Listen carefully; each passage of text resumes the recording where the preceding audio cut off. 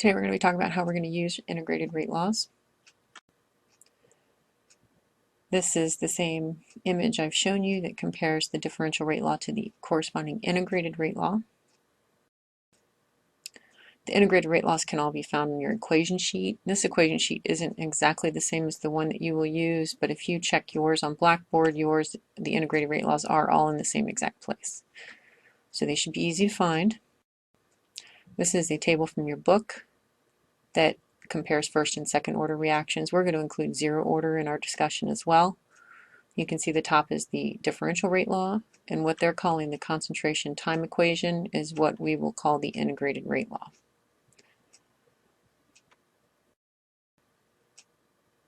So I just want to reiterate that these are just two different mathematical forms of the same relationship. So when you have a first order reaction, then you can use either rate law to solve problems that relate to that reaction. It just depends on the problem that you're asked, okay? So the first equation, the differential rate law, the one on the left, this describes how the rate of a reaction depends on the initial concentration of reactant. So this is the one where you had the table, and if you double the initial concentration of A, if the rate doubles, then you know it's first order. If the rate quadruples, you know it's second order, because that's double squared, right? So this is the rate, and it's how the rate varies with the initial reactant concentration. The integrated rate law, however, is different. It's the same type of reaction. So if you know a reaction is first order, you can use the integrated rate law, but it has a different relationship. It shows that how the concentration of reactant, in this case A, changes over time as the reaction proceeds.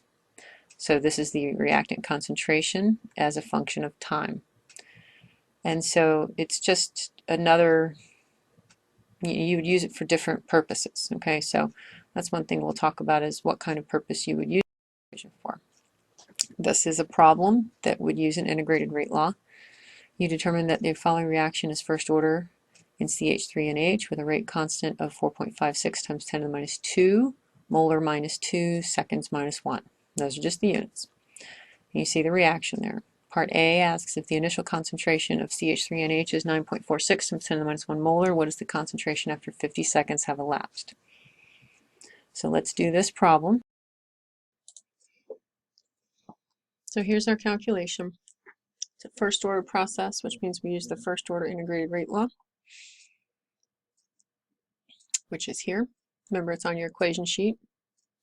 We know that this is the initial concentration, A sub 0. We know T is 50 seconds. And the original problem at the top gives us the value of the rate constant K. So you just plug everything in, and you end up with natural log of CH3NC, and you plug in all these numbers,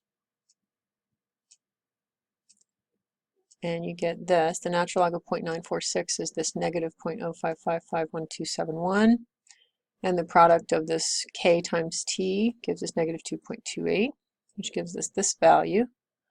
Now to solve for the concentration of reactant at time t, we need to do e to the negative 2.33551271, because that is the inverse of the natural log function. And that gives us 0.0967686, and that rounds to 0.097 molar. And that is our answer. I will tell you guys how many significant figures to give me, since this is a natural logarithm rule. And now we're going to move on to the next problem. Now we're going to do part B of the same problem. How long will it take? So how long means time.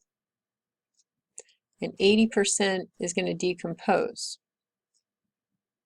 So we're going to write the first order rate law. We're going to rearrange that. I will give you the rearranged rate law most likely at the top of your quiz. I'll let you know in class if that's going to be true, but I usually give that at the top of the quiz or the test.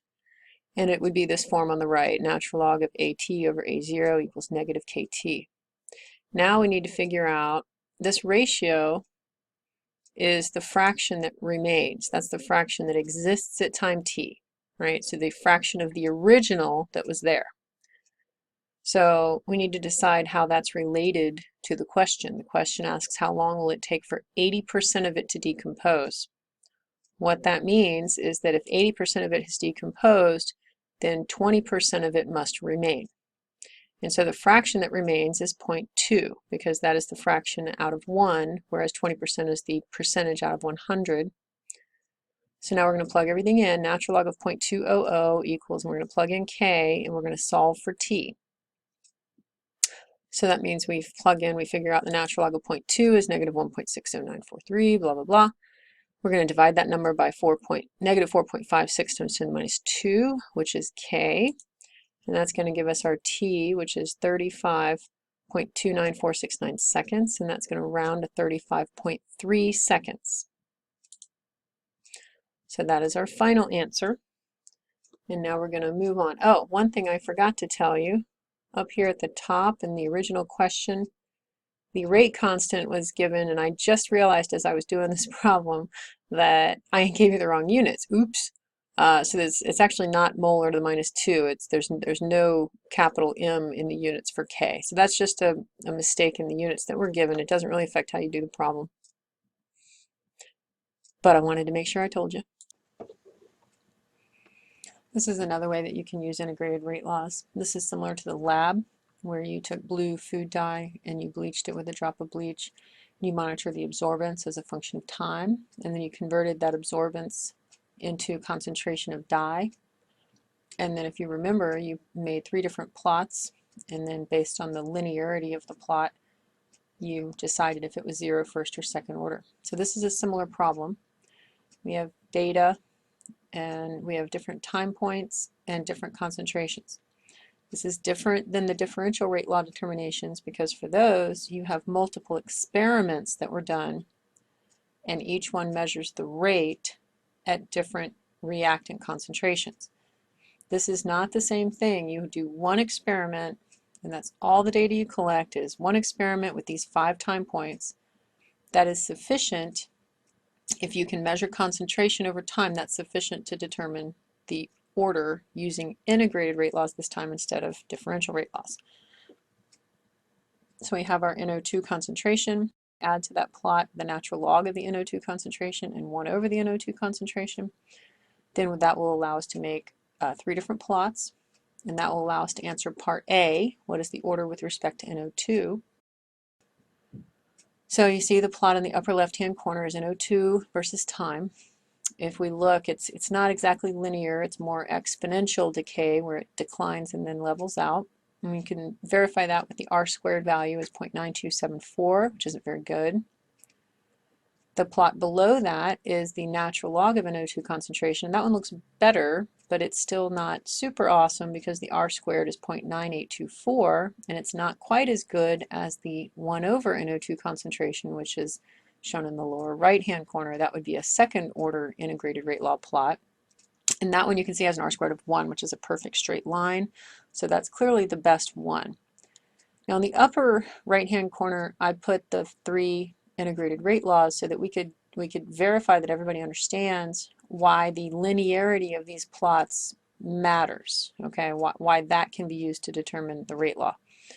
So these are all in the form of a straight line equation, y equals mx plus b, where y is all of these values to the left of the equal sign. So the upper left-hand plot, we used concentration of NO2 for y, so that would match the 0 order rate law. The lower left-hand side is the natural log of NO2. That would match a first order rate law. And the bottom right is a second order rate law where the y-axis is 1 over the concentration of reactant. In each case, t is x, right? So you can see time is x for all 3 of them. M is related to the slope. It's either negative k for 0 and first order rate laws, or it's just positive k equals the rate constant for second order rate law. And of course the y-intercept varies depending on the plot. For 0 order, it's just the initial concentration of A. For first order, it's the natural log of the initial concentration of A. And for second order, it is 1 over the initial concentration of A. So the answer to part A of the question is that this reaction is definitely second order, and that is because that plot, the second order rate law plot, is the most linear of the 3 plots.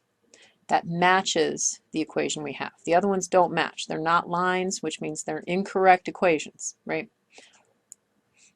The other part of the question asks, what is the rate constant?